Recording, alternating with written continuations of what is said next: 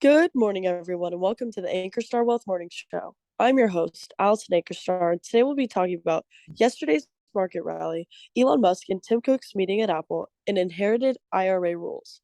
But before we begin, as a reminder, this is a financial education presentation and should not be construed as personal financial advice.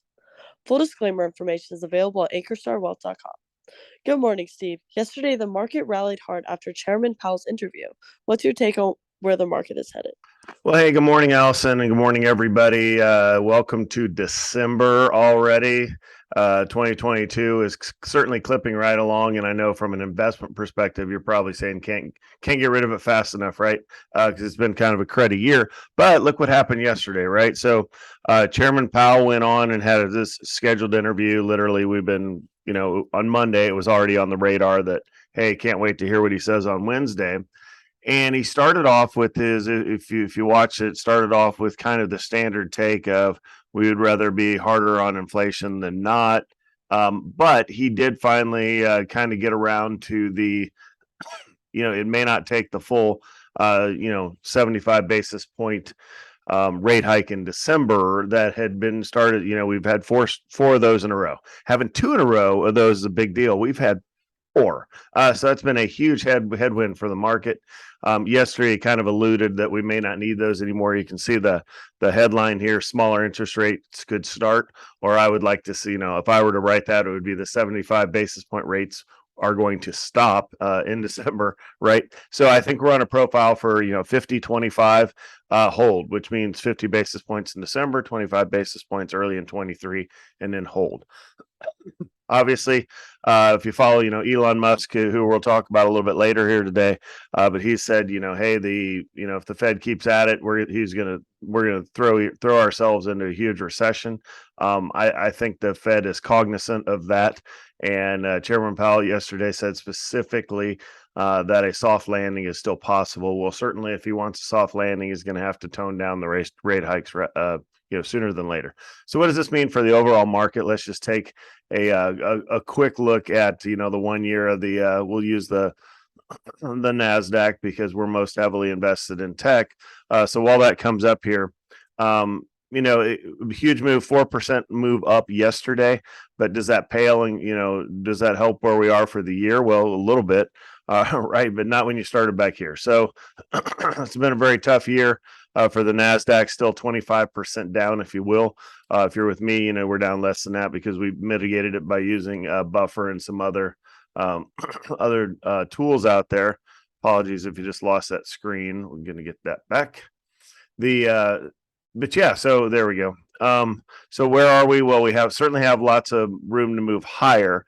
But as far as this double or triple bottom down here, I think that's safe now, especially if the Fed follows through. So I got a lot of questions yesterday. Is the market in, or is this just another bear market rally? Is the bottom in, or is this another bear market rally? I do think the bottom down here is now for sure in, and that we can have a positive December.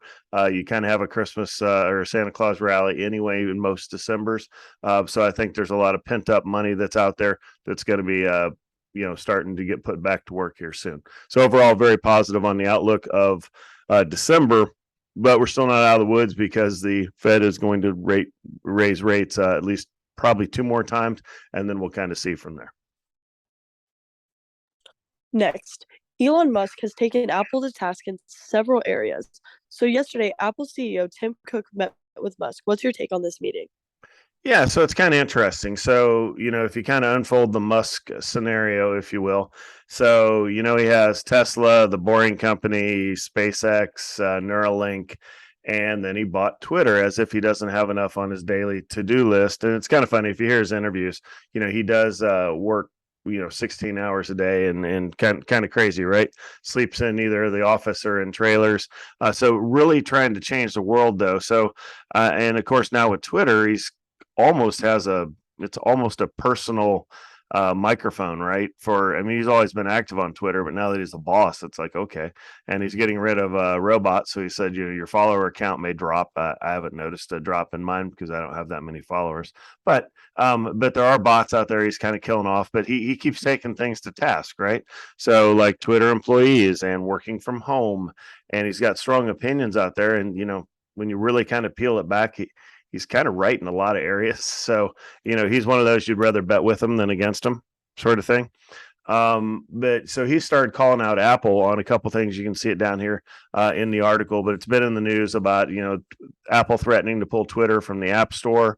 And then, the Apple, I don't exactly know how the revenue model works for the App Store, but, 30% tax or 15 to 30%, stuff that goes through the, there it is, a tax on everything you buy in the App Store.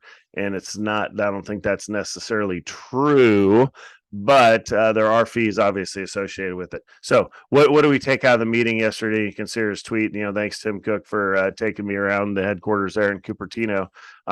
But the important part, is I think it's instructive for leadership, whether you're leading your family or a company or your study group in college. When there's a problem, obviously it's a problem for Apple, and being an Apple shareholder, and that our largest position in the book, it's a problem for Ankerstar Wealth too.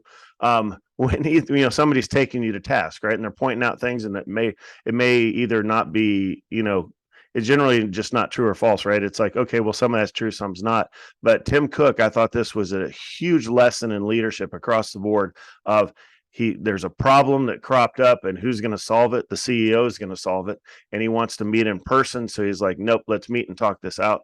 So you have two of the most influential people on the planet meeting in person and working through this to clear up the confusion, if you will. And, Tim Cook, you can see the headline there, never considered removing the Twitter app from the App Store.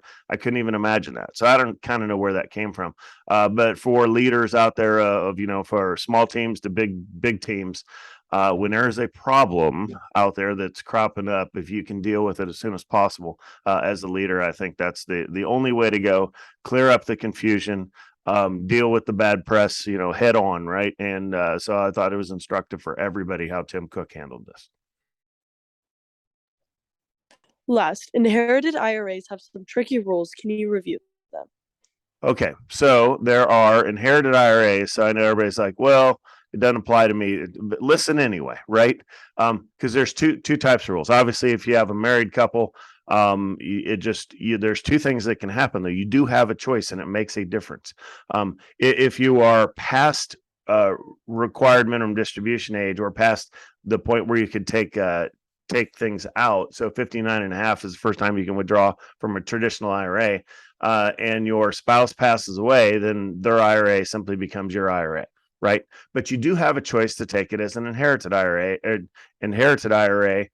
instead of just rolling into your IRA. And you're like, well, why would I do that? Let me tell you exactly when you would do that, because I've run into this a few times now with clients that didn't do it correctly, and you can't undo it once you've done it. So listen closely, please. If you are under 59 and a half and your spouse passes away, first of all, that's a tragedy, because people are supposed to live nice, long, successful lives. But in a situation where somebody passes away before 59 and a half, if you simply do what you think you should do and make your spouse's IRA, transfer it into your own IRA, which you're legal to do, problem, you can't access that money without paying a 10% penalty because you're not 59 and a half. Okay, so don't do that if you need the money. In a lot of cases where the spouse passes away, especially if they're either the major or only breadwinner, if you will, income producer, then you're shooting yourself in the foot, because now you need the money out of the IRA and you can't get to it. So you do have an option there as a spouse. But most of the IRAs that people run into this, when you're a non-spouse beneficiary, what does that mean? A parent passes away. In general, tragedy if it'd be one of your kids, but if it's a parent passing away, their IRA comes to you as an inherited IRA. Before Secure Act 1.0, you simply did you had to take out required minimum distributions every year, including that first year, I think, or maybe the second year.